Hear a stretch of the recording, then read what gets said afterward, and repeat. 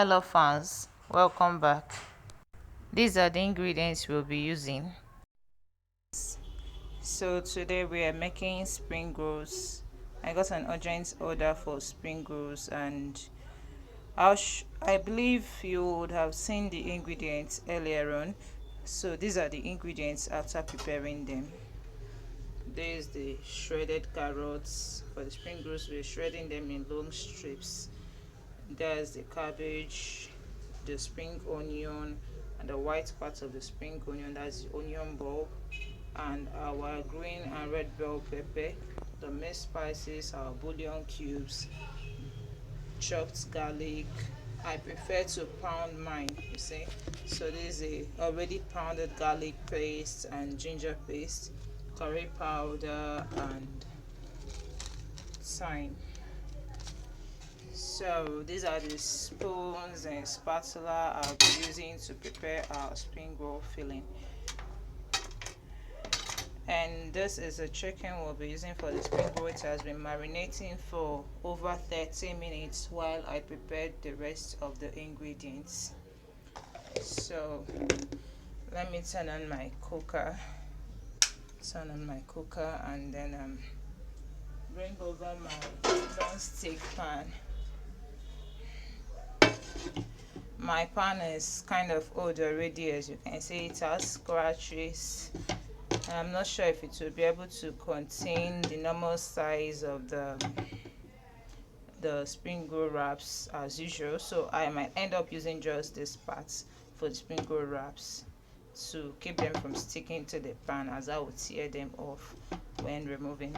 So now we're going to make the spring roll filling. Keep watching. So I'll pause the video here while we wait for the pan to heat up, and we'll continue. So this is the batter for the spring roll wrap, the skin. I already mixed it before I started making the spring roll filling and kept aside. I will make the wraps when I'm done with the spring roll filling. The ingredients will be in the description, as I believe this video is going to be for my paid class. So the ingredients will be in the description, which you would have read before watching this video. Okay, back to our spring roll filling. The pan has already heated up. I can feel the heat from here as I'm keeping my hand. You can use any kind of pot for this, but I prefer using the non-stick pan because it has a heavy base, a heavy bottom. The material itself is heavy, so it ensures that the heat goes around evenly. Add some oil, vegetable oil. You can use any kind of vegetable oil, but please, to be better if you use an odorless vegetable oil. We don't want any other odor disturbing the flavors of the filling. You're not supposed to use much oil, but I prefer using a little bit more oil because after draining the liquid from the filling, the liquid is very flavorful, so I tend to use the liquid from the filling for other things, other sauces, for rice and various other preparations that I do. So I use a little bit more oil. You can choose to reduce your oil normally, but for me I use a little more oil so I can get more liquid when I drain the filling later. So as you can see, the oil has started to heat up properly. So at this point I'm going to go in with the garlic paste first. I don't want it clumping together, so I'm going to spread it around and stir it until it's fragrant. I'm using this cooker even though it's a bit slower, but I'm using it because I can't hazard using the gas cylinder, the hazard of fire, being that I'm using a phone in case a call comes in and all that stuff. That's why I'm using the electric cooker, so I can easily video the process while I'm working, because I don't have any other person to handle the camera for me, and for now the camera I'm using is just my phone camera.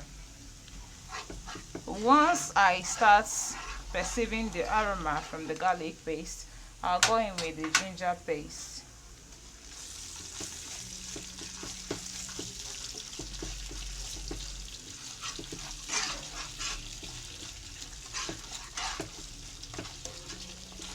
So I'll stir this for a minute to 2 minutes, and I'll send in my spring onion, the bulb part, that's the white part.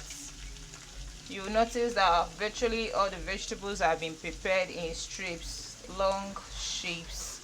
So yes, the spring onion bulb is in. I'll stir this until it's translucent. That should be about a minute or so, just until it's translucent. If you notice, some bits of the bell pepper have gone in because they were all together in the same tray, but doesn't matter, they are all going to end up in the same pot anyway, and this quantity will not really affect the taste considering the time of addition.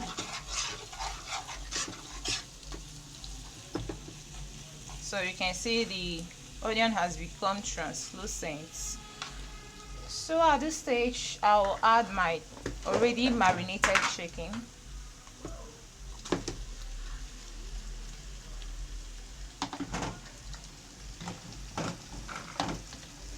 Normally you're supposed to use a minced chicken, that is properly ground chicken meat, but I don't have a mincer yet, so I just cube my chicken with my kitchen knife and we're good to go.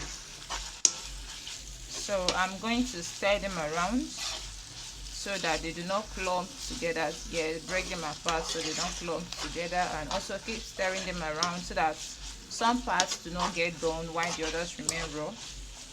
I just keep them stirring them until they are properly done.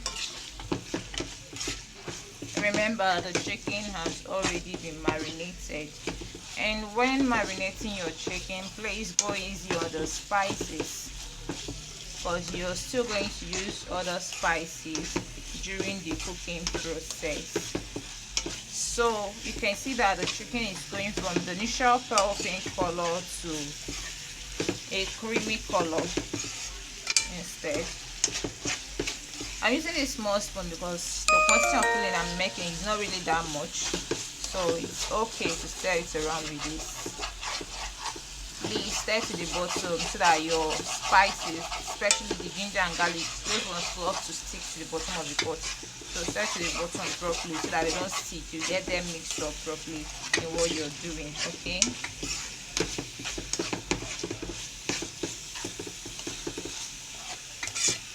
So at this stage, my chicken is virtually done, as it's now pale brown instead of the initial pale pink color.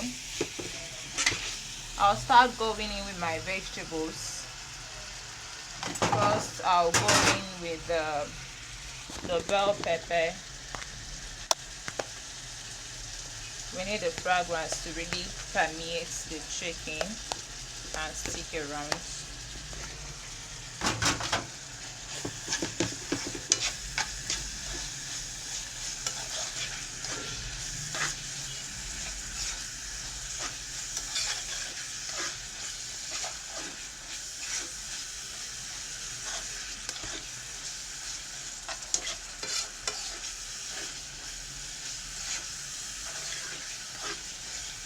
Stir for a minute,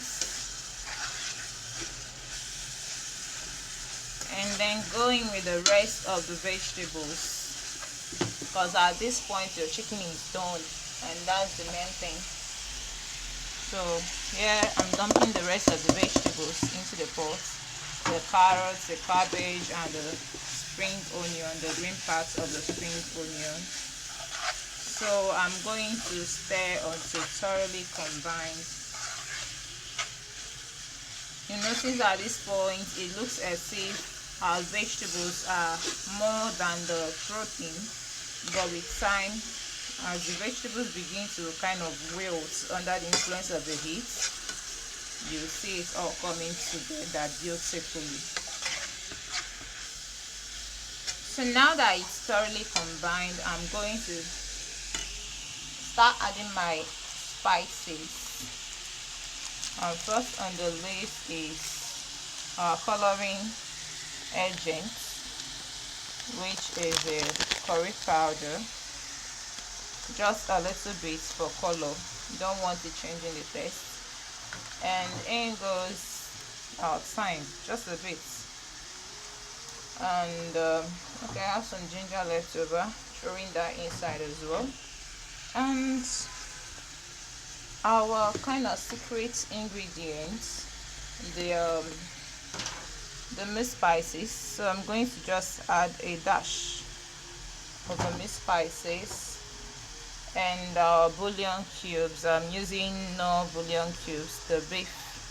You can choose to use the chicken, would have been better, but I couldn't get it in the market, so I'm using the beef. So now I'm going to give it all a good mix to combine so the flavors can infuse properly.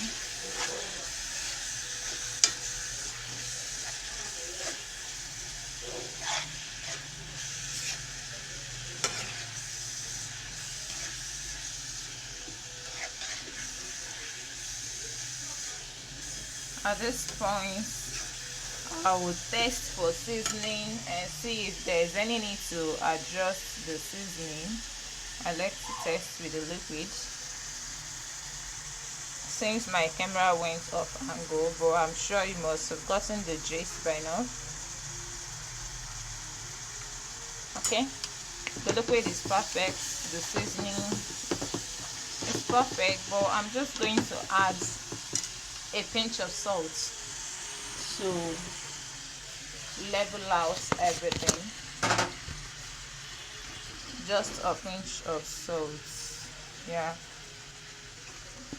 another pinch, yeah, better safe than sorry.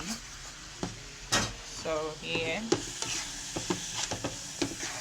I'm going to give it all a good mix and turn off the heat.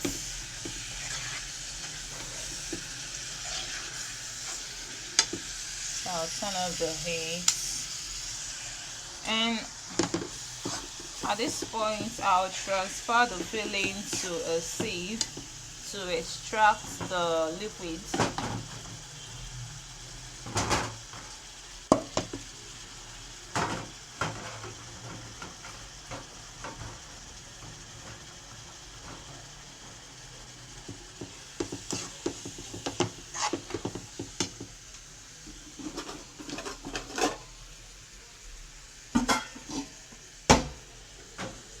So I'm moving everything to a sieve to extract the liquid part, because we don't want our spring rolls to become soggy.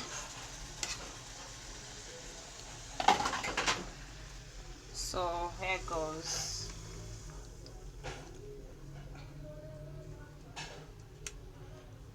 So they will be here in the sieve until the liquid is thoroughly extracted and the filling has cooled down enough to put in the wrap and start wrapping. So I'm going to wash off the non-stick pan so I can use it to make the wraps for the spring rolls.